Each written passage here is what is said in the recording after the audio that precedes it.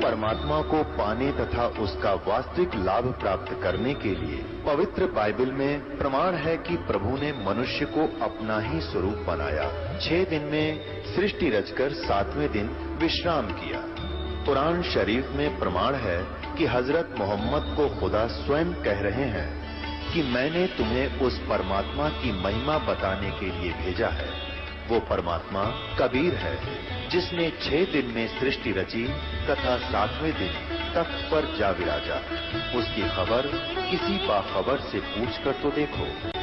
कृपया अवश्य सुनिए जगत गुरु तत्वदर्शी संत रामपाल जी महाराज के अमृत वचन। गीता ज्ञान दाता कह रहा है कि मैं भी जन्म मृत्यु होती है, पहले भी थे तू और मैं आगे भी होंगे। और ये ना सोच के हम वर्तमान में ही आगे देखना। चौथे जाएंगे अध्याय नंबर 4 और श्लोक नंबर ये 5 है। यहाँ इसकी संस्कृत है, यहाँ इसका अनुवाद है। ये प्रणतम अर्जुन, मेरे और तेरे बहुत से जन्म हो चुके हैं, उन सबको तू नहीं जानता, मैं जानता हूं, मैं जानता हूं। और फिर 9 में क्या कहा है, अध्याय नंबर 4 का श्लोक नंबर 9 में, हे अर्जुन मेरे जन्म और कर्म दिव्य हैं, अलौकिक हैं। अब अध्याय नंबर 10 के श्लोक नंबर 2 में गीता ज्ञानदाता कहता है मेरी जन्म तो होता है लेकिन मेरे से उत्पन्न ये देवता नहीं जानते। देखिएगा अध्याय नंबर 10 का मंत्र नंबर 2, मेरी उत्पत्ति को, गीता ज्ञानदाता कहता मेरी उत्पत्ति को, लीला से प्रकट होने को न देवता लोग जानते हैं न महर्षि ही जानते हैं, क्योंकि मैं सब प्रकार से देवताओं का और महर्षियों का आदि कारण हूं। इसे सिद्ध है कि गीता ज्ञान दाता का की उत्पत्ति तो है, लेकिन ये इससे उत्पन्न, इसके पुत्र रजगुण ब्रह्मा, सतगुण विष्णु, तम गुण शिव जी, फिर इनसे आगे उत्पन्न जितने भी देव देवता हैं, ये इस ब्रह्म के जन्म डेट ऑफ बर्थ को नहीं जानते। अब जैसे संतान की डेट ऑफ बर्थ यानी जन्मदिन को पिता बता सकता है, लेकिन पिता की उत्पत्ति को बच्चे कैसे जाने?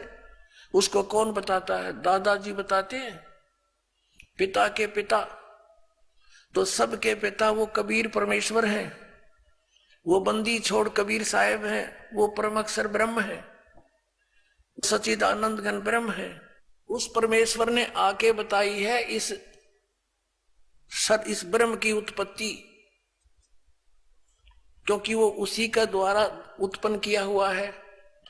तो अपने पुत्र की उत्पत्ति, अपने अन्य संतान की उत्पत्ति, पोते पोतरों की उत्पत्ति दादाजी को खूब याद होती है। लेकिन ब्रह्म कह रहा है कि मेरी उत्पत्ति तो हुई है। ये गीता ज्ञानदाता श्री कृष्ण में प्रवेश करके ये काल बोलता है, ब्रह्म बोलता है। ये कहता है कि मेरे कर्म और जन्म अलौकिक होते हैं।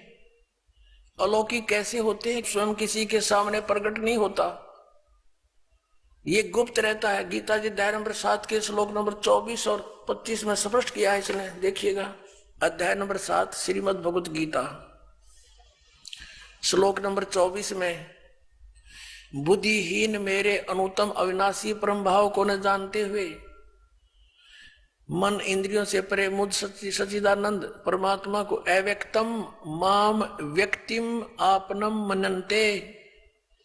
इसका अर्थ हम ऐसे भी पढ़ेंगे। इन तड़ंगा करने की चेष्टा की है, क्योंकि जहां इनकी समझ में नहीं आया इन्होंने गलती कर डाली। देखना, व्यक्तिम अव्यक्तम माम व्यक्तिम आपनम मनन्ते। अव्यक्तम माम, मुझ अव्यक्त को, ये बुद्धिहीन मेरे अनुतम ये घटिया विनाशी परम भाव को यानी विशेष नियम को नहीं जानते। मुझ अव्यक्त को मैं छुपा रहता हूं और मुझे ये व्यक्तिम यानी मनुष्य रूप में, कृष्ण रूप में प्राप्त हुआ मानते हैं। I am not Krishna. क्यों? अब 25 में बताया। देखिए इसका यहां अनुवाद किया है, अपनी योग माया से छिपा हुआ मैं सबके प्रत्यक्ष नहीं होता, छुपा रहता हूं मैं। यह अज्ञानी जन समुदाय मुझ जन्म रहित अविनाशी को अविनाशी परमेश्वर नहीं, अविनाशी को नहीं जानता। और ये मुझे इसलिए ये व्यक्तिम, ये देखो ये 24वां श्लोक है, व्यक्तम अव्यक्तम व्यक्तिम आपनम मनन्ते माम अबुधे। ये बेबुद्धि के लोग, बुद्धिहीन व्यक्ति मुझ अव्यक्त को, क्योंकि मैं अपनी योग माया से छुपा रहता हूं, ये मुझे व्यक्तिम यानी मनुष्य रूप में, श्री कृष्ण रूप में, आपनम माने आया हुआ, प्राप्त हुआ, मनन्ते मानते हैं। ये मुझ अव्यक्त को यानी मुझ छुपे हुए को, मुझको मनुष्य की भांति जन्म लेकर श्री कृष्ण की तरह मानते हैं। आई एम नॉट कृष्ण, क्योंकि श्री कृष्ण जी ने तो ये कैसे कि उन्होंने जन्म नहीं लिया, उनके माता है, पिता है, श्री राम रूप में वही विष्णु आए, उनका जन्म हुआ। तो यहां कहने का भाव ये है कि ये क्या कहता है कि मेरे कर्म अलौकिक हैं और जन्म अलौकिक है। कैसे? जैसे श्री कृष्ण में प्रवेश करके यू सारा अनर्थ जुल्म करवा दिया इसने, और पता भी नहीं लग गया कौन कर गया, श्री कृष्ण के सिर पर दर्द दी कि इन्होंने महाभारत का युद्ध करवाया। जबकि श्री कृष्ण जी तो मना करे थे, 3 बार शांति दूत बनकर गए, आखिर में ये फैसला भी ले लिया कि मैं युद्ध भी नहीं करूंगा। तो क्या वो युद्ध करवाने की सलाह दे सकते? नेवर। ये काल करह ऐसे अड़ंगे। अब ये कहता है कि मेरे जन्म और कर्म दिव्य हैं। इसके कर्म दिव्य कैसे हैं? जैसे श्री कृष्ण में प्रवेश करके महाभारत का युद्ध करवा दिया, जुल्म करवा दिया और गीता का ज्ञान दे दिया, ये इसके कर्म। ये कैसे प्रवेश करता है अब दिखाते हैं। अब देखिएगा श्री विष्णु पुराण, इसके संपादक कौन है? अनुवादक है श्री मुनीलाल गुप्त। ये कहां से मुद्रित है एवं प्रकाशित है? गीता प्रेस, गोरखपुर, गोविंद भवन कार्यालय, कोलकाता का संस्थान। ये इनके फोन और फैक्स नंबर है। ये देखिएगा इसके चतुर्थ अंश अध्याय नंबर 2 और 233 पृष्ठ पे। पूर्व काल में त्रेता युग में एक बार अति भीषण देव असुर संग्राम हुआ। देवताओं और राक्षसों का आपस में युद्ध हुआ। उसमें महाबलवान दैत्यगण से पराजित हुए देवताओं ने भगवान विष्णु की आराधना की। तब आदि अनंत सुन अशेष जगत प्रतिपालक श्री नारायण ने देवताओं से प्रसन्न होकर कहा, आप लोगों का जो कुछ अभिष्ट है वह मैंने जान लिया है। उसके विषय में यह सुनिए। राज ऋषि ससाद का जो पुरंजय नामक पुत्र है, उस अक्षत्रिय श्रेष्ठ के शरीर में मैं अंश मात्र से स्वयं अवतीर्ण होकर, यानी कुछ समय के लिए, संपूर्ण दैत्यों का नाश करूंगा। अतः तुम लोग पुरंजय को दैत्यों के वध के लिए तैयार करो। अब आगे फिर दिखाते हैं और कंसेप्ट क्लियर। 242 पृष्ठ पे यही वही चतुर्थ अंश अध्याय नंबर 3 और पृष्ठ नंबर 242 पे श्री विष्णु पुराण। तीसरा अध्याय। पूर्व काल में रसातल में मोने नामक 6 करोड़ गंधर्व रहते थे। उन्होंने समस्त नागकुल के प्रधान रतन और अधिकार छीन लिए थे। गंधर्व के पराक्रम से अपमानित उन नागेश्वरों द्वारा स्तुतित किए जाने पर उसके श्रवण करने से जिसकी विकसित कमल सदृश आंखें खुल गई हैं, निंद्रा के अंत में जागे हुए उन दलशाही भगवान सर्वदेवेश्वर को प्रणाम कर उनसे नागगण ने कहा, भगवान, इन गंधर्व से उत्पन्न हुआ हमारा भय किस प्रकार शांत होगा?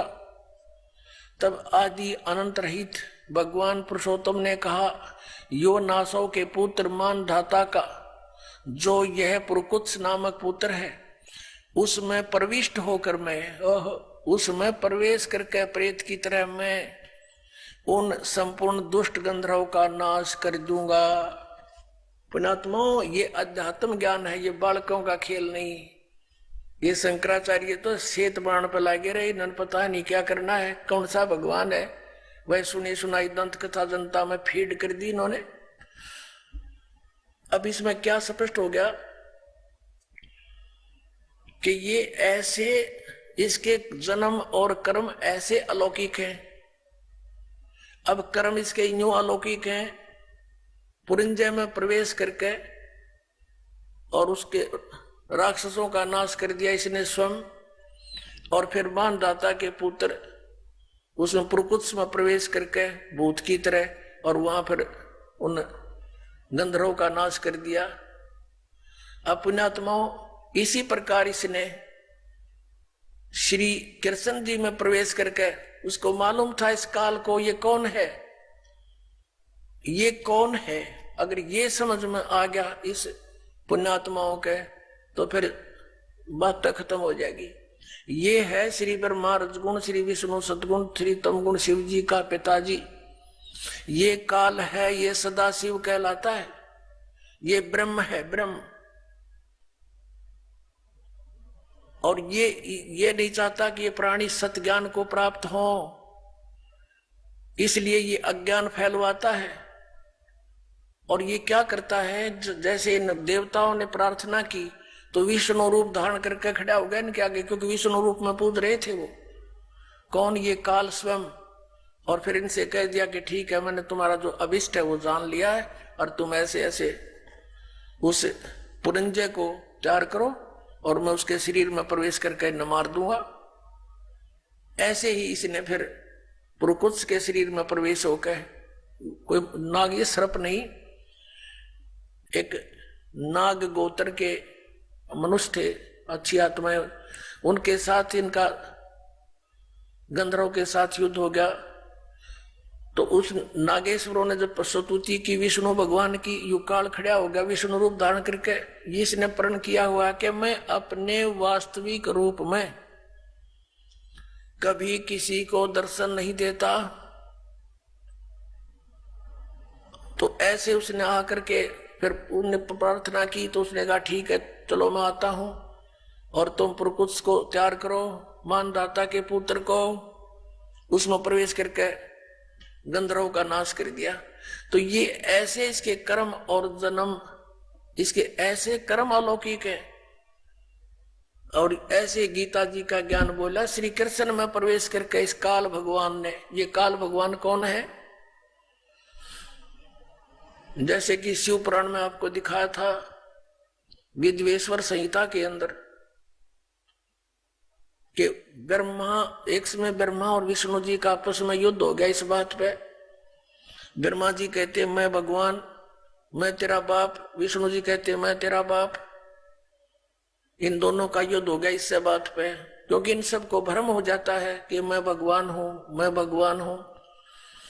अब ये भी कैसे बात बिगड़ती है, जैसे ऋषि लोग साधना करते हैं, समाधिस्थ होते हैं, काफी वर्षों तक बैठे रहते हैं, किसी को तो ये विष्णु जी के रूप में दर्शन दे देता है, तो वो साधक उठ जाता है और जाके श्री विष्णु जी जो सर्वगुण देवता उनके सामने रहते हैं, उनके विषय में कहता है कि ये भगवान है स्वयं विष्णु जी, और यही सारी सृष्टि के कर्ता, यही तीनों रूप बना के ऐसे ऐसे करते हैं, संहार तिथि और उत्पत्ति यही खुद करते हैं। मैंने समाधि दशा में देख लिया, यही भगवान है, मैंने मुझे दर्शन दिया इन्होंने, और दर्शन दे गया ब्रह्म काल। तो विष्णु जी को भ्रम हो गया कि आई एम गॉड। इसी प्रकार किसी को इसने ब्रह्मा जी के रूप में दर्शन दे दिए, उसने ब्रह्मा जी की महिमा गा दी कि ये पूर्ण परमात्मा, ये छुपाए हुए अपने आप को। तो ये भ्रम हजारों ने, सैकड़ों की संख्या में ऐसे उनके समर्थक हो गए, ऐसे विष्णु जी के हो गए। इन दोनों को भ्रम हो गया, ब्रह्मा जी को भ्रम हो गया कि मैं उत्पत्ति करता हूं, सब कुछ मैंने ही उत्पन्न किया है। इसी भ्रमणा से, इसी भ्रम में इन्होंने आपस में युद्ध कर लिया। तब इनके बीच में एक स्तंभ छोड़ा, एक पिलर तेजों में स्तंभ छोड़ दिया। इनका युद्ध तो बंद हो गया, उसकी खोज करने लगे ऊपर नीचे कितना लंबा चौड़ा है, ये असफल रहे। फिर वो स्वयं आकर प्रकट हो गया, शिव जी का रूप धारण करके अपने पुत्र का।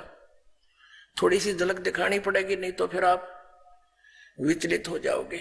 यहां अधिक नहीं दिखाएंगे, आपको थोड़ा सा झलक देंगे, आप समझदार हो, देखिएगा। ये शिव महापुराण है, हिंदी टीका सहित भाग 1, श्री शिव महापुराण,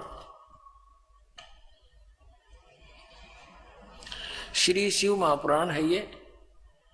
और ये है विद्या अवरिधि पंडित ज्वाला प्रसाद जी मिश्र कृत हिंदी टीका सहित, इसमें संस्कृत भी है। और ये खेमरा श्री कृष्णदास प्रकाशन मुंबई से प्रकाशित है।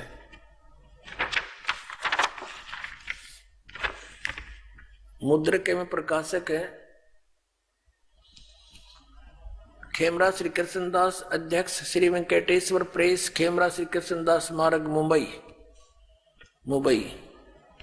अब यहां देखना, इसके 11 पृष्ठ से शुरू करेंगे। विद्वेश्वर संहिता शिव पुराण, विद्वेश्वर संहिता भाग 1 अध्याय 6। नंदीकेश्वर बोले, हे योगेंद्र, आगे एक समय विष्णु भगवान शेष शैया पर अपने गरुड़ादि पार्षदों के संयुक्त लक्ष्मी सहित शयन करते थे। उस समय ब्रह्म ज्ञानियों में श्रेष्ठ ब्रह्मा जी अपनी इच्छा से ही वहां आ गए और उस सब प्रकार से सुंदर सेज पर शयन करते हुए कमल लोचन विष्णु भगवान से पूछने लगे, ब्रह्म ज्ञानी क्या ब्रह्म ज्ञानी, देखो इसे ब्रह्म ज्ञानी है ये। और विष्णु तो पूछा, तुम कौन हो जो मुझे देखकर अभिमानी पुरुष के समान शयन करते हो? हे वत्स, उठो, देखो मैं तुम्हारा स्वामी आया हूं। आए हुए गुरु को देखकर जो अभिमान करता उस द्रोही मूड का प्रायश्चित होना उचित है। यह सुनकर विष्णु जी के अंतर में तो क्रोध हुआ, परंतु बाहर से शांत रहे और बोले, हे वत्स, हे बेटा। विष्णु जी बोले ब्रह्मा जी को, हे बेटा, तुम्हारा मंगल हो, बैठो, इस आसन पर विराजो। इस समय तुम्हारा नेत्र कुटिल और मुख वक्र कैसे हो गया? क्रोध में बांगा मुंह क्यों कर रहा है तू? ब्रह्मा जी बोले, वत्स विष्णु, बेटा विष्णु, तुमको समय के प्रभाव से अभिमान है। हे पुत्र, हे बेटा, विष्णु जी को ब्रह्मा जी संबोधित कर रहे हैं, हे पुत्र, मैं तुम्हारा रक्षक और जगत का पिता मैं हूं।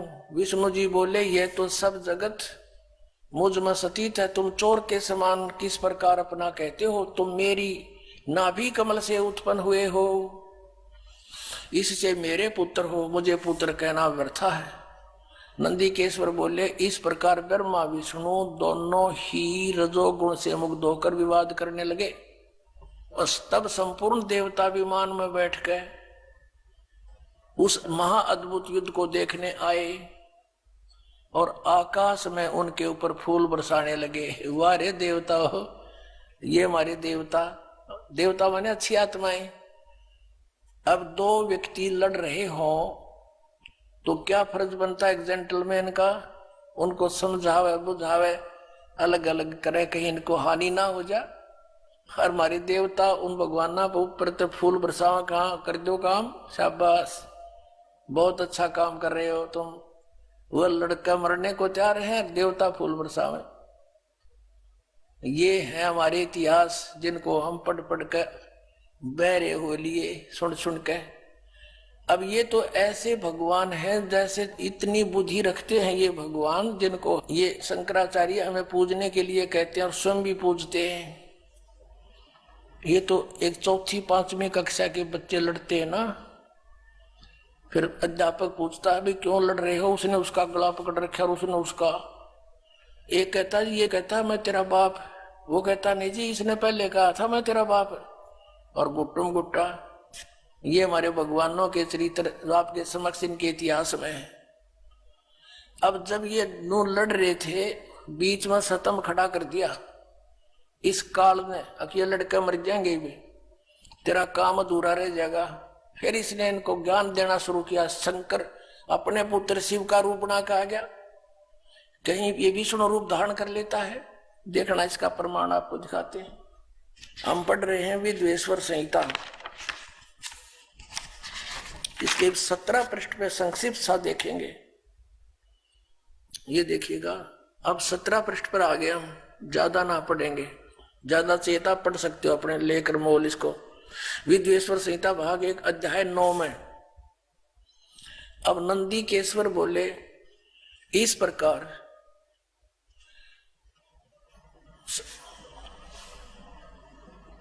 यहां दिखाते हैं उन दोनों की अज्ञानता, वैर को दूर करने के अर्थ दोनों से कहा। किसने? वो भगवान। ये क्या बताते हैं कि नंदीकेश्वर बोले कि इस प्रकार भगवान ने उन नम्र हुए ब्रह्मा और विष्णु पर अनुग्रह करके उनसे फिर क्या कहा कि उन दोनों के ज्ञानता और वैर को दूर करने के अर्थ उन दोनों से कहा। अब यहां ज्यादा ना पढ़ेंगे अपने मतलब का। अब ये शंकर रूप धारण करके आ गया कि मेरे सकल और निष्कल भेद से 2 रूप हैं, परंतु और ईश्वर नहीं है। ईश्वर ने इस कारण से उनके 2 रूप नहीं हो सकते। पहला सतम रूप यानी वो पिलर खड़ा कर दिया और पीछे मूर्तिमान रूप फिर स्वयं आ गया, प्रकट हो गया, धारण किया। इसमें ब्रह्म रूप निष्कल है, वो पिलर खड़ा कर दिया, वो तो कहते हैं निष्कल निराकार है, वो ब्रह्म है। और इस रूप सगुण है, वो फिर शंकर रूप धारण करके आ गया। मेरे दोनों रूप सिद्ध हैं, दूसरे किसी के नहीं हो सकते। इस कारण तुम दोनों ने, ब्रह्मा और विष्णु को कह रहा है वो काल भगवान, इस प्रकार तुम दोनों को अथवा दूसरों को ईश्वरताओं की प्राप्ति नहीं हो सकती। तुम दोनों ने अज्ञानता से अपने को ईश माना, भगवान मान लिया। विष्णु और ब्रह्मा को कह रहे हैं कि तुमने अपने आप को ईश मान लिया, यू आर नॉट गॉड। तुम अपने को ईश माना, यह बड़ा ही अद्भुत हुआ। उसके दूर करने को ही मैं रण स्थान में आया। अब तुम अपना अभिमान त्याग कर मोदी स्वर में अपनी बुद्धि लगाओ। मेरे ही प्रसाद से लोक में सब अर्थ प्रकाश करते हैं। अब ज्यादा नहीं, हम यही पढ़ते हैं, जगत का वर्धक होने से मैं ब्रह्म हूं, ब्रह्म के सौ। अब यहां आते हैं, मैं सबका ईश्वर हूं, यह सब मेरा है, मेरे सिवा दूसरे का नहीं है। अब यहां देखो, अब हम 18 पृष्ठ पर पढ़ेंगे। 18 पर विद्वेश्वर संहिता भाग 1 अध्याय 10, ये 9वां अध्याय यहां समाप्त हो गया। इति श्री शिव महापुराणे विद्वेश्वर संहिता भाषा टीकायाम 9वां अध्याय, ये इति हो गया, समाप्त हो गया। और यहां ये दूसरा प्रारंभ हो गया। अब यहां देखिएगा नीचे क्या कहता है, हे पुत्रों, यह कृत आपने तप से प्राप्त किया है। कौन सा कृत? ब्रह्मा और विष्णु को कहता है, हे पुत्रों, यह कृत आपने तप से प्राप्त किया है, जो कि सृष्टि की उत्पत्ति और पालन कहाता है। सो मैंने प्रसन्न होकर तुम्हें दिया है। इसी प्रकार दूसरे 2 कृत रुद्र और महेश को प्रदान किए हैं। ये 4 हो गए, ब्रह्मा और विष्णु और रुद्र और महेश। और 5वां यू बोल रहे हो कौन? ये काल रूपी ब्रह्म है। अब देखो, फिर ये कहता है मेरा एक ब्रह्म ओम नाम है। ये पृष्ठ नंबर 19 पर, वही विद्वेश्वर संहिता अध्याय 10। इस कारण उस अज्ञान की सिद्धि के निमित्त ओंकार नामक मंत्र जप करो। यह अभिमान का दूर करने वाला है। सोई निज मंत्र उपदेश करते हैं। यह ओंकार मेरे मुख से उत्पन्न होने से मेरे ही रूप का बोधक है और महामंगल करने वाला है। यह वाचक है, मैं वाच्य हूं। यह मंत्र मेरा आत्मा है, उसके स्मरण से मेरा स्मरण होता है। उत्तर की ओर के मुख से अकार और पश्चिम के मुख से उकार, दक्षिण के मुख से मकार और पूर्व के मुख से बिंदु और मध्य के मुख से नाद उत्पन्न हुआ। इस प्रकार, ये बीच में संस्कृत है, इस प्रकार 5 प्रकार से यह निर्गत हुआ। वह सब एक होकर ओम ऐसा एकाक्षर हो जाता है। अब स्पष्ट हो गया कि ये ओम अक्षर इस सब अवयव से एक होकर ये ओम ऐसा एकाक्षर हो जाता है। अभी आपको श्रीमद् भगवत गीता अध्याय नंबर 8 के श्लोक नंबर 13 में दिखाया था कि ओम इति एकाक्षरम ब्रह्म विवहारण माम अनुसमरण यह प्रयाति तदंति हम सयाति परमाम गतिम। मुझ ब्रह्म का ये गीता ज्ञान भी यही काल ऐसे प्रवेश करके श्री कृष्ण में प्रवेश करके बोल रहा है जैसे मान धाता के पुत्र प्रकृष्ट में प्रवेश होकर उन गंधर्वों का नाश कर दिया और उधर से पुरंजय के अंदर प्रवेश होकर असुरों का नाश कर दिया। ऐसे श्री कृष्ण में प्रवेश होकर के अर्जुन को युद्ध के लिए तैयार कर दिया और गीता का ज्ञान वेदों वाला और कुछ अपनी अटकल लड़ा के इसमें ज्ञान दे दिया। तो ये ब्रह्म बोल रहा है जो ब्रह्मा विष्णु महेश रुद्र इन सब का पिता है और दुर्गा इन सब की माता है। अब ये तो कह रहे हैं आदरणीय शंकराचार्य और सारे पवित्र हिंदू धर्म के गुरुजन कहते हैं कि केवल ब्रह्मा विष्णु महेश ही की पूजा करो, सर्वेश्वर महेश्वर है। और विष्णु जी कह रहा है कि मैं तो दुर्गा देवी की पूजा करता हूं, दुर्गा की, और इस तो ऊपर मैं किसी भगवान को नहीं जानता। ये इनका स्पिरिचुअल नॉलेज इनके गॉड का, भगवान का है जिसको ये पूज रहे हैं। दुर्गा कह रही है हिमालय को श्री देवी पुराण में 7वें स्कंद में 562 पृष्ठ पे कि केवल उस ब्रह्म की पूजा करो और सब बातें छोड़ दो। उसका ओम नाम है, ओम नाम के जप से उसकी प्राप्ति होगी, उस ब्रह्म को पा जाओगे जो ब्रह्म लोक में रहता है। और ये ब्रह्म क्या कहता है कि मेरा तो एक ओम अक्षर है और इसकी साधना करने से ओम से जो होने वाली परम गति है वो प्राप्त हो जाएगी। कहाँ जाएंगे? ब्रह्मलोक में। ब्रह्मलोक में गए हुए प्राणी भी फिर पुनरावृत्ति में। गीता जी अध्याय नंबर 8 के श्लोक नंबर 16 में लिखा, देखिएगा। अब ये तो आपने अध्याय नंबर 8 का और श्लोक नंबर 13 अभी पढ़ा था, पहले भी फिर देख लेते हैं। ओम इति एकाक्षरम ब्रह्म विहरण माम अनुसमरण ये प्रियाति तजंदेहम सयाति परमाम गतिम। ओम ओम एक अक्षर माम ब्रह्म मुझ ब्रह्म का, केवल यह एक अक्षर ओम है। ओम का इन्होंने अनुवाद ऐसे किया है, ऐसे कहो तो ऐसे लिख लो, एक का बात है। तो उसकी परम गति होती है जो ओम नाम के सतर की, वो कहाँ जाता है? ब्रह्मलोक में चला जाता है। जैसे अभी आपने श्री देवी पुराण में पढ़ा कि श्री देवी जी कहती हैं कि तुम ओम नाम का जाप कर और उस ब्रह्म को प्राप्त हो जाएगा, ब्रह्मलोक में चला जाएगा। अब ब्रह्मलोक में गए प्राणी फिर पुनरावृत्ति में आते हैं, देखिएगा। ये गीता अध्याय नंबर 8 का और श्लोक नंबर 16। हे अर्जुन, ब्रह्मलोक पर्यंत सब लोग पुनरावृत्ति में हैं। यहां देखना, इन्होंने स्टार लगा रखे पुनरावृत्ति का, यहां परिभाषित किया है, अर्थात जिनको प्राप्त होकर पीछे संसार में आना पड़े, ऐसे इसको पुनरावृत्ति कहते हैं। ब्रह्मलोक तक पर्यंत, ब्रह्मलोक तक जितने भी लोग हैं उनमें गए हुए प्राणी भी पुनरावृत्ति में जन्म मृत्यु होती है। और ये स्वयं भी स्वीकार करता है गीता ज्ञानदाता कि अर्जुन तेरे और मेरे बहुत जन्म हो चुके, तू नहीं जानता मैं जानता। तो ब्रह्म इनकी पूजा करने वाला भी जन्म मृत्यु में बना रहा तो परम शांति नहीं। गीता जी अध्याय नंबर 17 के और श्लोक नंबर 23 में कहा है कि उस सच्चिदानंद ब्रह्म को पाने का, किसको? जहां जाने के बाद साधक फिर लौटकर संसार में कभी नहीं आते।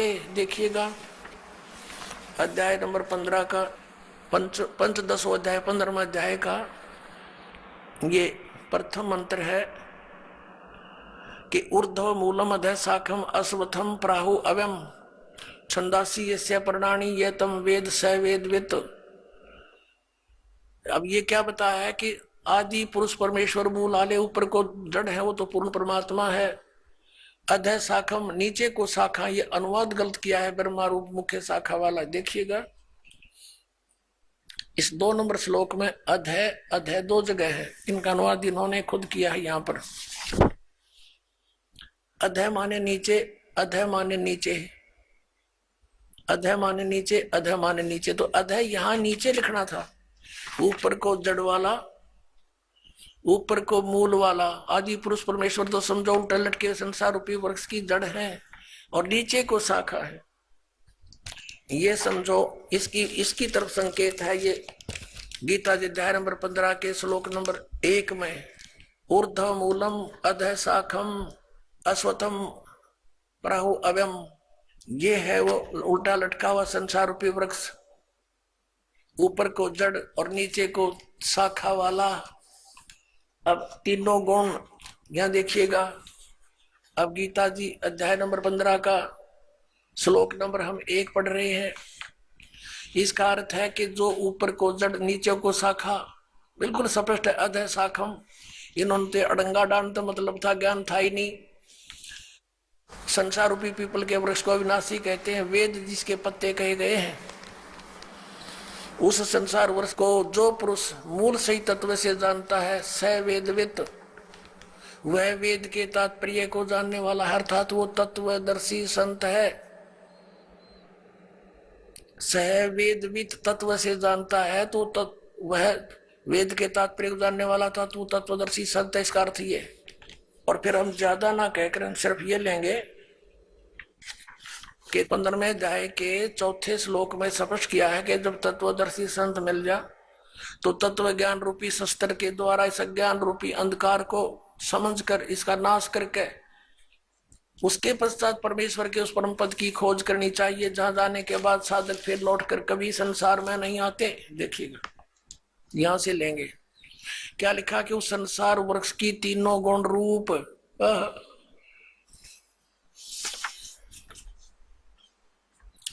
विषय पर वाला शाखा, तीनों गुण रूपता समझो उसकी विषय वासना वाली शाखा है, नीचे और ऊपर फैली हुई है। मनुष्य लोक में कर्मों के अनुसार बांधने की भी मुख्य कारण यही है, जो नीचे और ऊपर लोकों में फैली हुई है। ऊपर स्वर्ग लोक में, नीचे पाताल लोक में, पृथ्वी लोक पर ज्ञान बोला ही जा रहा है। अब ये तीनों गुण रूपी शाखा है। 3 गुण क्या है? रजगुण ब्रह्मा, सतगुण विष्णु, तमगुण शिव जी। देखिए मार्कंडेय पुराण, प्रकाशक मुद्रक हैं, गीता प्रेस गोरखपुर, गोविंद भवन कार्यालय कोलकाता का संस्थान। ये इनके फैक्स और फोन नंबर है। इसके 123 पृष्ठ पर देखिएगा, ये संक्षिप्त मार्कंडेय पुराण 122 के नीचे आएंगे, फिर साथ में इधर 23 है। अब मार्कंडेय जी बोले मुने, अब यहां जाते इसके सामने ही। इस प्रकार स्वयंभू परमात्मा की 3 अवस्थाएं हैं। रजोगुण प्रधान ब्रह्मा, तमोगुण प्रधान रुद्र, सतोगुण प्रधान विश्वपालक विष्णु है। ये ही 3 देवता हैं और ये ही 3 गुण हैं। कंसेप्ट क्लियर हुआ? समझदार को संकेत ही बहुत होता है। अब फिर पढ़िएगा इस पवित्र श्रीमद् भगवत गीता अध्याय नंबर 15 के श्लोक नंबर 1, 2 से आगे। एक तो पढ़ लिया आपने, अब 2 को देखिए। अध्याय नंबर 15 श्रीमद् भगवत गीता नंबर 2 में क्या कहा है कि इस संसार वृक्ष की तीनों गुण, रजगुण ब्रह्मा, सतगुण विष्णु, तमगुण शिव जी रूपी शाखा। परमेश्वर कबीर जी ने आकर बताया था कि जो संत संसार रूपी वृक्ष के सभी विभागों को भिन्न भिन्न बता देता है, स वेदवित, वह तत्वदर्शी संत है। कबीर परमेश्वर ने 600 वर्ष पहले कहा था, अक्षर पुरुष एक पेड़ है, निरंजन यानी सर पुरुष वा की डार, और तीनों देवा शाखा है, ये पात रूप संसार है। तो वो थे भगवान जो तत्वदर्शी संत की भूमिका करने आते ही आते हैं, वो ज्ञान वही समझाते हैं। तो ये बता कि तीनों गुण, रजगुण ब्रह्मा, सतगुण विष्णु, तमगुण शिव जी, ये जड़ तो पूर्ण परमात्मा स्वयं परम अक्षर ब्रह्म कबीर देव कबीर साहब हैं। ये कबीर साहब हैं। और अक्षर पुरुष ये तना है, शर पुरुष ये डार है। इसके 3 पुत्र हैं, रजगुण ब्रह्मा, सतगुण विष्णु, तमगुण शिव जी, ये शाखा है। और पात रूप ये सब यहाँ के तीनों लोकों के प्राणी हैं। अब आपके ये पवित्र श्रीमद् भगवद गीता जैसा पवित्र सदग्रंथ समझ में आवेगा। अभी तक तो इन्होंने अज्ञान बना रखा था, सब कुछ श्री कृष्ण को ही बना रखा था, यानी विष्णु जी को ही। देखिएगा अध्याय नंबर 15 का श्लोक नंबर 2 हमने पढ़ रहे हैं हम। उस संसार वृक्ष की तीनों गुण, रजगुण ब्रह्मा, सदगुण विष्णु, तमगुण शिव जी, ये जल से बड़ी हुई नहीं। विषय पर वाला शाखा, ये तो शाखा है, नीचे और ऊपर फैली हुई है, यानी 3 लोकों पर, पाताल लोक, पृथ्वी लोक और स्वर्ग लोक पर इन भगवानों का आधिपत्य है। एक एक गुण का एक एक विभाग के मंत्री है ये, और कर्मा के अनुसार बांधने वाली भी मुख्य कारण, मुख्य जड़ें, यानी ये हमें यहाँ बांधे रखती हैं, फंसाए रखते हैं। नीचे और ऊपर फैली हुई है, सभी लोकों में नहीं, ऊपर और नीचे फैली है।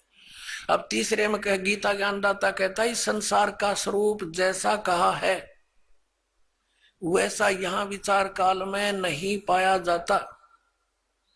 अब क्या कहता है ये गीता ज्ञानदाता, कि जो तेरा और मेरा डिस्कशन चल रहा है इस गीता के ज्ञान में, मैं इस पूरे ब्रह्मांडों के सारे संसार रूपी वृक्ष की यानी सभी ब्रह्मांडों की जानकारी नहीं रखता। मुझे इसके आदि और अंत का, सतिथि का कोई ज्ञान नहीं। इससे ये भी सिद्ध हो गया कि गीता ज्ञान दाता जो है ये सर्जन करता नहीं है, ब्रह्मांडों का रचने वाला नहीं है, वो कोई और भगवान है जिसने सब ब्रह्मांड रचे। देखिएगा 15वें अध्याय का 3, ये क्या कहता है कि इस संसार वृक्ष का स्वरूप जैसा कहा है वैसा यहाँ विचार काल में, तेरे मेरे डिस्कशन में, गीता जी के ज्ञान में नहीं पाया जाता, क्योंकि न इसका आदि है और न इसका अंत है, यानी मुझे इसके आदि अंत का कोई ज्ञान नहीं, गीता ज्ञानदाता कहता है, और न इसकी अच्छी प्रकार सतिथि है। इसलिए इस सुविरुद्ध मूलम, मूल कौन है? परम अक्षर ब्रह्म और ऊपर के लोक वो तो अविनाशी हैं, शुद्ध अति दृढ़ हैं, और नीचे के अति दृढ़ मूल वाले अश्वत्थम, इस पीपल के वृक्ष को, संसार रूपी वृक्ष को, दृढ़ेन दृढ़ असंख्य शस्त्रेण, वैराग रूप नहीं, तत्व ज्ञान रूपी शस्त्र द्वारा काट कर, अर्थात उस तत्व ज्ञान से तत्वदर्शी संत मिलने के पश्चात उसको अच्छी तरह समझकर, अब चौथा 15 में जाएगा, चौथा, उसके पश्चात उस परम पद रूप परमेश्वर को भली भांति खोजना चाहिए, जिसमें गए हुए पुरुष यानी साधक फिर लौटकर संसार में नहीं आते, और जिस परमेश्वर से पुरातन संसार वृक्ष की प्रवृत्ति विस्तार को प्राप्त हुई है, अर्थात जिस परमात्मा ने सारे संसार रूपी वृक्ष की रचना की है, सारे ब्रह्मांडों की रचना की है, उसी आदि पुरुष नारायण की मैं शरण हूं, आदम पुरुषम, उसी आदि पुरुष यानी गीता ज्ञान दाता से कोई अन्य है उसकी शरण में हूं, इस प्रकार दृढ़ निश्चय करके उस परमेश्वर का पर्वदेवा ने पूजा करनी चाहिए। ये तो अपनी अटक लड़ाते हैं, जैसा ये करते हैं ध्यान दोनों, परपदेवा ने उसकी पूजा करनी चाहिए। गीता ज्ञानदाता कहता है कोई और है वो पूज्य। पुण्यात्मा, सुबह के सत्संग में विषय था कि 3 परमात्मा मुख्य रूप में, 3 पुरुष, सरपुरुष, अक्षर पुरुष और परम अक्षर पुरुष। तो यहां पर जो परम अक्षर पुरुष है, हम उसकी तरफ संकेत करते हैं कि वो है वो पूज्य। वो कौन है? स्वयं कबीर भगवान है, कबीर देव है, जिसने 600 वर्ष पहले आकर वो लीला की थी, जो वेद बताते हैं और हमारे सदग्रंथों में विद्यमान है। अब इस विषय को ज्यादा ना बढ़ाकर दास उस प्रसंग पर आते हैं कि गीता ज्ञान दाता तो कहता है कि उस परम अक्षर ब्रह्म की पूजा करो, उसके विषय में तत्वदर्शी संतों के पास जाओ, जैसे चौथे अध्याय के 34वें श्लोक में कहा है, अध्याय नंबर 4 के श्लोक नंबर हम 32 को पढ़ेंगे। ये 32 इस प्रकार यानी 25 से लेकर 31 तक इस प्रकार और भी बहुत तरह के यज्ञ यानी धार्मिक अनुष्ठान की जानकारी ब्रह्मण मुखे, यहाँ गलत कर दिया ना वेद की वाणी। देखिए 17वें अध्याय के 23वें श्लोक में स्वयं ब्रह्मण माने, ये देखिएगा अध्याय नंबर 17 का और श्लोक नंबर 23। इसमें क्या कहा है कि ओम तत्सत इति निर्देश है ब्रह्मण तिर्विद समर्थ ब्राह्मणा तेन वेदा च यज्ञा च विहिता पुरा। अब यहाँ ओम ओम तत् तत् सत सत, ये दो सांकेतिक शब्द हैं, दास बताएगा। इति यह तीन प्रकार का सच्चिदानंद घन ब्रह्म, ब्रह्मण माने सच्चिदानंद घन ब्रह्म का नाम कहा है। यहाँ सच ब्रह्मण माने सच्चिदानंद घन ब्रह्म गीता ज्ञान दाता से अन्य है। तो यहाँ इन्होंने चौथे अध्याय के 32वें श्लोक में अनरच कर दिया। इस ब्रह्मण शब्द है ब्रह्मण मुखे एवं विबहुविधा, इस प्रकार बहुत प्रकार की यज्ञ माने धार्मिक अनुष्ठान, विचिता माने विस्तार पूर्वक ब्रह्मण मुखे सच्चिदानंद घन ब्रह्म के द्वारा अपने मुख कमल से बोले गए हैं, वो तत्व ज्ञान है।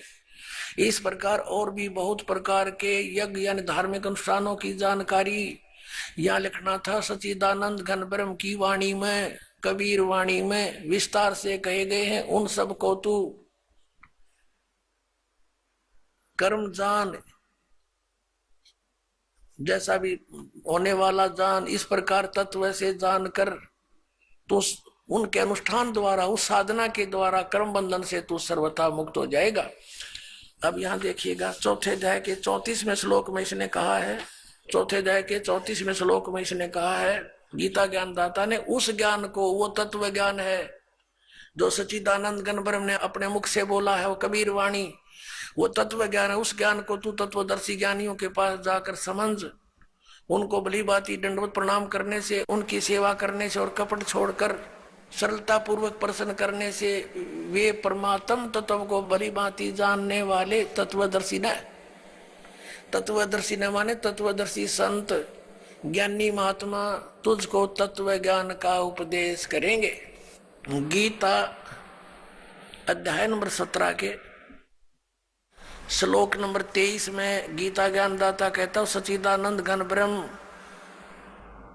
के पाने का मंत्र ओम तत्सत, ये उसकी साधना है और तत्वदर्शी संत बतावेगा। ओम तो इसने डिक्लेयर कर ही रखा, सार्वजनिक है। तत् और सत सांकेतिक है, इसको पता नहीं, उसके लिए तत्वदर्शी संतों के विषय लिए छोड़ दिया, वो इस दास को पता है, परमात्मा ने बताया है। तो इन तीनों के जाप करने से मोक्ष होगा, पूर्ण परमात्मा प्राप्ति होगी, जहां जाने के बाद साधक फिर लौटकर कभी संसार में नहीं आते। 18वें अध्याय के 62वें श्लोक में कहा कि अर्जुन तू सर्वभाव से उस परमेश्वर की शरण में जा। ये देखिएगा श्रीमद् भगवद गीता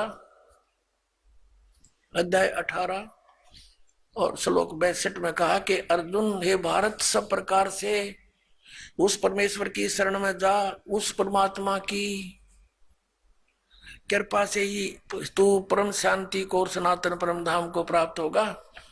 और 15वें अध्याय के 4थे श्लोक में आपने पढ़ ही लिया कि जहां जाने के बाद साधक फिर लौट कर संसार में कभी नहीं आते, कि उसके पश्चात उस परम पद परमेश्वर को बड़ी भांति जानना चाहिए, खोजना चाहिए, जिसमें गए हुए पुरुष फिर लौटकर संसार में नहीं आते। और जिस परमेश्वर से सारे ब्रह्मांडों के संसार रूपी वृक्ष की, पुरातन संसार रूपी वृक्ष की प्रवृत्ति विस्तार को प्राप्त हुई है, और उसी आदि पुरुष नारायण की मैं शरण हूं, और उस परमेश्वर का ही पूजा करनी चाहिए, भक्ति करनी चाहिए। इसका ही सिद्ध है। अपनात्माओं, इन शंकराचार्यों का ज्ञान फेल हुआ। अपनात्माओं, ये दास अभिमान से नहीं कहता, क्योंकि ज्ञान ना तो इन शंकराचार्यों का बनाया हुआ, ये तो वेदों और गीता और पुराणों में लिखा है, ये उसको समझ नहीं सके, दास समझ गया, बस इतनी सी बात है। अब देखिएगा, हमने 11 अक्टूबर सन 2009 को इन सभी आदरणीय शंकराचार्यों से प्रार्थना की थी कि आप जी आध्यात्मिक ज्ञान चर्चा के लिए पधारें, लेकिन ये अपने आप को शायद महान समझते हैं और अपनी बेइज्जती समझी होगी रामपाल से गोष्ठीकरण में। लेकिन उस तरह नहीं तो इस तरह कर दिया हमने तो इनकी हिंदी। अब संसार आप समझ जाएगी जनता ये किसे एक शंकराचार्य है। ये देखिएगा, हमने इनके पास ये पत्र भेजे थे सभी शंकराचार्यों के चारों के पास। हमारा उद्देश्य प्रार्थना पत्र है, हमारा उद्देश्य विश्व मैत्री, समाज सुधार, आत्म उद्धार, भ्रमित जिज्ञासुओं को शास्त्र अनुसार निर्णायक सद्भक्ति पद्धति प्रदान करना, आध्यात्मिक ज्ञान चर्चा। सभी हिंदू धर्म के माननीय शीर्ष शंकराचार्यों व अन्य सभी आदरणीय आचार्यों से हार्दिक प्रार्थना है कि वे सतलोक आश्रम बरवाला, जिला हिसार, हरियाणा, भारत में एकत्र होकर आध्यात्मिक ज्ञान चर्चा करें ताकि भ्रमित भक्त समाज को सही दिशा मिल सके। उसके लिए हमने यहाँ से इनके पास प्रार्थना भेजी थी और इन्होंने सिग्नेचर दिए हैं KS नारायण, एडमिनिस्ट्रेटर श्री श्रृंगेरी मठ एंड प्रॉपर्टीज श्रृंगेरी, इतने। ये 16/8/2009 को ऐसे ये हमने सबके पास भेजा था। इन्होंने हमारे को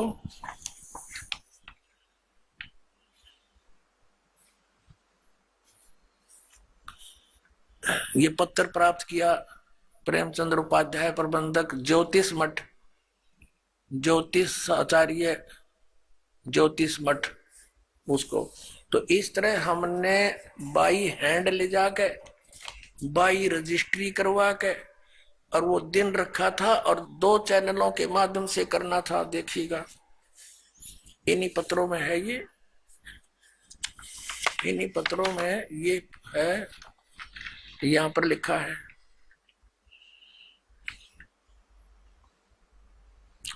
इस सर्व कार्यक्रम आध्यात्मिक ज्ञान चर्चा का सीधा प्रसारण सुप्रसिद्ध टीवी चैनलों जी जागरण, एक नंबर जी जागरण, दूसरा साधना पर 11 अक्टूबर 2009 को शाम 6 बजे से 10 बजे तक किया जाएगा।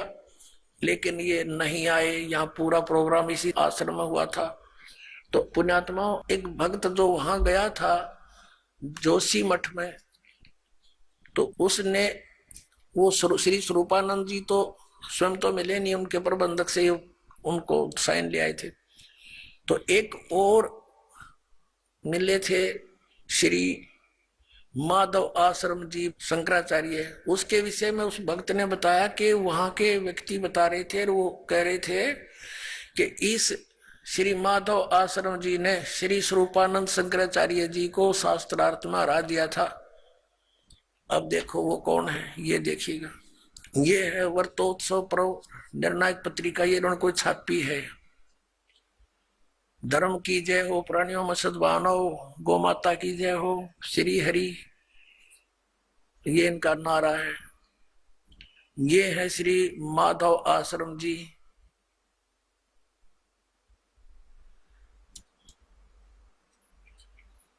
ज्योतिष पीठाधीश्वर, ये कहते हैं मैं अधिकारी, ये अपना अधिकार मानते हैं उस पर। ज्योतिष पीठाधीश्वर श्री मजद गुरु शंकराचार्य अनंत श्री विभूषित श्री स्वामी माधव आश्रम जी महाराज, ज्योतिर्मठ बद्रिकाश्रम हिमालय, श्री कृष्ण बौद्ध धाम 7 शंकराचार्य मार्ग, सिविल लाइन, दिल्ली चमन से दिया, यहाँ छपी है। और इनका भगवान कौन है, ये इनके भगवान देखिएगा। समाचार पत्र पंजीकृत, धर्म सम्राट, ये नाम कोई है इनका। जगत गुरु शंकराचार्य ज्योतिष पीठाधीश्वर अनंत श्री स्वामी माधव आश्रम जी महाराज, बद्रिकाश्रम हिमालय अध्यक्ष अखिल भारतवर्षीय धर्म संघ, ये इनके पूज्य देवता है। भगवान राम परिवार। आइए अब हम उन श्रद्धालुओं के अनुभव जानते हैं जो जगत गुरु तत्वदर्शी संत रामपाल जी महाराज जी से दीक्षा प्राप्त कर चुके हैं तथा उनके द्वारा बताए गए भक्ति मार्ग पर चल रहे हैं। जी नमस्कार। नमस्कार जी। क्या नाम है आपका? मेरा नाम मनप्रीत कौर है। मनप्रीत जी, कहाँ से आए आप? मैं विलेज राज्यवाल, डिस्ट्रिक्ट लुधियाना और पंजाब से हूँ। आपकी क्वालिफिकेशन क्या है? मेरी क्वालिफिकेशन एमए इकोनॉमिक्स में किया हुआ है मैंने, और मैं टीचिंग प्रोफेशन से हूँ। संत रामपाल जी महाराज जी से नाम दीक्षा लेने से पहले आप क्या भक्ति साधना करते थे? मैं सिखिज्म और हिंदुइज्म दोनों को फॉलो करती थी। देवी देवताओं की पूजा करना, जैसे कि जपजी साहब का पाठ करना, सुखमनी साहब का पाठ करना, ऐसे करती थी। क्या पहले भी आपने कोई गुरु बना रखा था? कोई गुरु नहीं था मेरा, मैं ऐसे ही पूजाएं करती थी बस। मनप्रीत जी, आपने बताया कि पहले आप हिंदुइज्म और सिखिज्म दोनों को फॉलो करते थे आप जपजी साहिब जी का पाठ भी करते थे। फिर उसके बाद आपके जीवन में ऐसा क्या हुआ कि उन सब साधनाओं को छोड़कर आप संत रामपाल जी महाराज जी की शरण में आए? सर, सबसे पहले मेरे पापा ने नाम लिया था। उनको जैसे वो मतलब खाना वगैरह खाते थे तो उनको उल्टी हो जाती थी, और उनका जो वेट था वो लॉस हो रहा था। ये नहीं पता चल रहा था कि उनको बीमारी क्या है। और उसके बाद उन्होंने जब संत रामपाल जी का नाम लिया, उनका ज्ञान सुना, तो मुझे भी लगा कि इस संत में कोई बात है। जो इतने टाइम से पापा बीमार थे और वो ठीक होने लगे हैं, तो मैंने भी ज्ञान शुरू किया सुनना। तो मुझे उनके बारे में जैसे पता चला कि सिखिज्म में जैसे जपजी साहब का पाठ करते हैं, जहाँ मतलब गुरु नानक देव जी के बारे में मुझे पता चला। जैसे गुरुजी बताते हैं, उनकी जो रचनाएं हैं वो खोल खोल के बताते हैं कि कहाँ पे क्या लिखा है। तो देवी देवताओं के बारे में भी मुझे पता चला। हिंदुइज्म में जैसे मैं थी, सिखिज्म हिंदुइज्म दोनों को फॉलो करती थी। जैसे कि मैंने ज्ञान को कंपेयर किया, मुझे लगा कि मुझे संत रामपाल जी से नाम दीक्षा लेनी चाहिए, तो उसके बाद मैंने नाम दीक्षा ली। बहन जी, जैसे कि आपने बताया कि आप एमए इकोनॉमिक्स है और आपने बताया कि आपने सिखिज्म को भी अच्छे से फॉलो किया और हिंदुइज्म को भी, आप दोनों प्रकार की पूजा की विधि से अच्छी तरीके से वाकिफ हैं। लेकिन हम सिखिज्म में भी देखते हैं कि बहुत सारे ऐसे लोग हैं जो अलग प्रकार की भक्ति करते हैं और हिंदू देवी देवताओं की भी पूजा करते हैं। तो आपको क्या लगता है कि उनके ज्ञान में और संत रामपाल जी महाराज जी के ज्ञान में क्या अंतर है? सर, जो संत रामपाल जी बताते हैं वो सब जो होली हमारी बुक्स हैं उनमें से बताते हैं कि हमें कौन सी साधना करनी चाहिए, कैसे करनी चाहिए। लेकिन जो और गुरु हैं वो हर तरह की जैसे पूजाओं पे लगा देते हैं। लेकिन जो संत रामपाल जी हैं वो उन देवी देवताओं के ओरिजिनल मंत्र और उनकी पूजा के बारे में बताते हैं। जिस मार्ग पे चल के नानक साहब जी ने अपना मोक्ष पाया, तो वही वो मार्ग बताते हैं।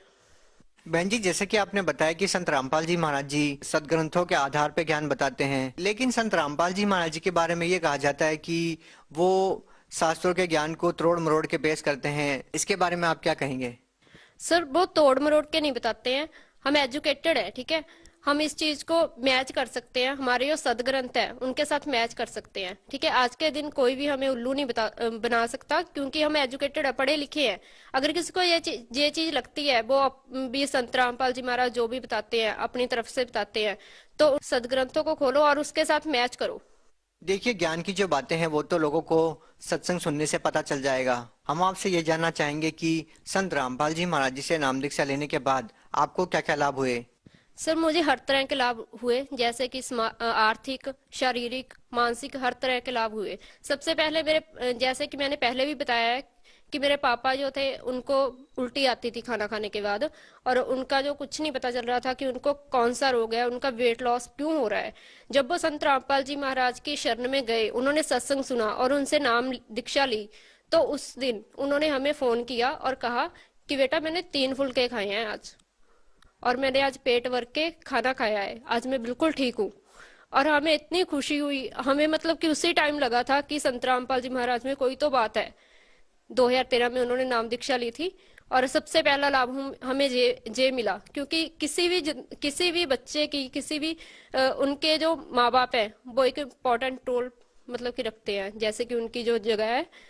तो जब हमने पापा के बारे में ऐसे सुना, तो हमें भी एक आशा की किरण दिखाई दी कि शायद वो अब ठीक हो जाएंगे। ये था मेरे पापा का लाभ। और दूसरी बार हमारे घर में ना मतलब कि जैसे मेरे परदादा थे, वो गद्दी लगाते थे पीर की, तो वो जो चीजें थी हमें तंग कर रही थी, वो आगे गद्दी मांग रही थी, तो उन्होंने अब जो है हमें मतलब कि तंग करना बंद कर दिया था। जैसे कि मुझे बचपन से ही, जब से मैंने होश वाला है, मुझे रात को मतलब कि 11-12 बजे चीखें आती थी, तो वो जब से मैंने संत रामपाल जी से नाम दीक्षा ली है बिल्कुल बंद हो गई है।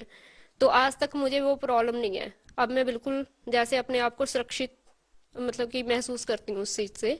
और उसके बाद जो लाभ था कि जैसे कि लास्ट ईयर मेरी बहन का एक्सीडेंट हुआ था, बहुत जबरदस्त एक्सीडेंट था, और उसमें सभी बोल रहे थे कि उसकी जान चली जाएगी, क्योंकि बहुत जबरदस्त टक्कर थी वो। उसमें मेरा कजन भी था और मेरा भाई भी था और मेरी बहन भी थी। लेकिन मेरे कजन और भाई को तो बिल्कुल खरोंच नहीं आई, लेकिन मेरी बहन के जो सिर में और उसकी एड़ी में थोड़े सा मतलब कि टांके लगे थे।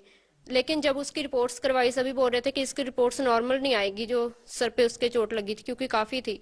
तो लेकिन वो रिपोर्ट्स भी नॉर्मल आई, और बहुत जल्दी उसने रिकवरी मतलब कि कर ली इस चीज से। और उसने बाद में बताया कि मेरे पास संत रामपाल जी महाराज खड़े थे, मुझे ऐसे लगा जैसे उन्होंने मेरी रक्षा की हो। और उसके बाद जो थे उसके बाद जैसे कुछ महीने पहले मेरे प्लेटलेट्स घट गए थे, लेकिन फिर भी मैं कंटिन्यू जॉब पे भी जा रही थी, मेरी एक भी छुट्टी नहीं हुई। लेकिन वो बहुत ही जल्दी उस चीज की भी रिकवरी हुई। और मेरी दादी जी के भी प्लेटलेट्स घट गए थे, उनके सिर्फ 25,000 रह गए थे। उनकी भी रिकवरी इतनी जल्दी हुई, डॉक्टर बोल रहा था कि ये बचेंगी नहीं, मैं तो जवाब दे रहा हूँ, इसको आगे रेफर कर रहा हूँ। लेकिन फिर भी कोशिश की, मतलब कि उनका विश्वास इतना था संत रामपाल जी पे कि उन्होंने कहा कि नहीं, मैंने आगे नहीं जाना, अगर परमात्मा ने ठीक करना होगा तो यहीं पे कर देंगी। लेकिन जब हमने रिपोर्ट्स करवाई दूसरे दिन, तो उनके प्लेटलेट्स मतलब कि इंक्रीज होने शुरू हो गए थे अपने आप ही। देखो जी, ये तो रही आपके शारीरिक लाभ की बात। पहले आप आध्यात्मिक लाभ की बात कर रहे थे, तो हम आपसे ये जानना चाहेंगे कि आपको आध्यात्मिक लाभ क्या मिला। सर, जैसे कि आपने आध्यात्मिक लाभ की बात की, तो बचपन से ही मेरा ये मतलब मेन ऑब्जेक्टिव था कि मैंने मोक्ष मार्ग को अपनाना है। तो जब संत रामपाल जी महाराज का मैंने सत्संग सुना, उनका ज्ञान मुझे समझ में आया, तो मुझे लगा कि यहाँ पे मुझे पूर्ण मोक्ष की मतलब कि जैसे एक आशा दिखाई दी। और बचपन से ही मैं ना डायरी पे या किसी भी नोटबुक के मतलब कि स्टार्टिंग पेज पे लिखा करती थी कि गॉड इज वन। लेकिन मेरे मन में हमेशा ये क्वेश्चन रहता था कि अगर परमात्मा एक है तो वो एक है कौन। क्योंकि मैं सिखिज्म और हिंदुइज्म दोनों को फॉलो करती थी, तो मैं कभी सोचती थी कि कोई जैसे देवी देवते के बारे में सोच लेना कि वो एक वन है जो मतलब कि गॉड है, या फिर हिंदू जैसे कि सिखिज्म में है गुरु नानक देव जी या गुरु गोविंद सिंह जी या कोई, मैं उनके बारे में सोचती थी कि इनमें से कोई एक है परमात्मा। लेकिन जब संत रामपाल जी की शरण में मैं आई, मुझे पता लगा कि एक परमात्मा कौन है जिसकी हमें भक्ति करनी चाहिए। सबसे बड़ा ये मुझे लाभ हुआ कि मुझे मोक्ष मार्ग मिला। सर, जैसे कि 2 साल पहले अभी मुझे मतलब कि 1 हफ्ता पहले ही लगने लगा था कि जैसे मेरी डेथ हो जाएगी, और बिल्कुल ही मेरी सांस भी जो रुकने लगी थी, मुझे लगता था कि अब मेरी सांसें बंद होगी। लेकिन मैंने घर वालों को, अपने फैमिली मेंबर्स को इसलिए नहीं बताया क्योंकि वो और भी टेंशन में थे पहले ही। तो मैंने सोचा कि वो और भी टेंशन में आ जाएंगे अगर मैंने उनको ये बात बताई। धीरे धीरे क्या हुआ, एक दिन मैं स्कूल से आई, मैंने अपना लंच किया और मैं सो गई।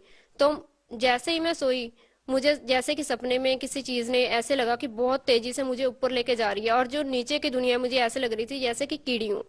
और जैसे कि मैं ऊपर जा रही थी कोई चीजें मुझे लेकर, इस चीज को कोई चाहे बिलीव करे चाहे ना करे, मैं बता रही हूँ आपको। और संत रामपाल जी महाराज मेरे बेड के पास आके खड़े हुए और उन्होंने कहा कि ये मेरा शिष्य है, ये मेरा बच्चा है, आप इसको नहीं ले जा सकते। और उसी टाइम मैं इतना रो रही थी सपने में, और मैंने गुरु जी को, संत रामपाल जी को दंडौत भी किया, उन्होंने मुझे आशीर्वाद दिया। और जब मैं इस चीज से मेरी जाग खुली, तो मुझे लगा कि जैसे कि मेरे जो बॉडी पार्ट्स हैं बिल्कुल ही काम करना बंद कर गए हैं। और मेरे मम्मा ने मुझको उठाया, कह रहे कि उठिया, तो ट्यूशन नहीं पढ़ानी तूने आज।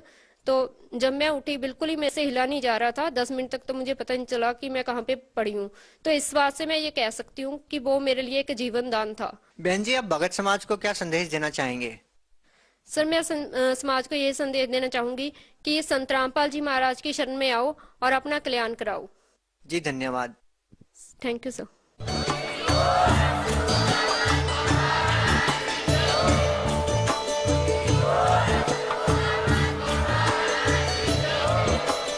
आप सुन रहे थे जगत गुरु तत्वदर्शी संत रामपाल जी महाराज जी के मंगल प्रवचन। अधिक जानकारी के लिए विजिट कीजिए हमारी वेबसाइट www.jagatgururampalji.org। संत रामपाल जी महाराज जी के शुभ आशीर्वाद से पूरे विश्व भर में 500 से भी ज्यादा नाम दीक्षा केंद्र हैं, जिन पर संत रामपाल जी महाराज जी द्वारा ऑनलाइन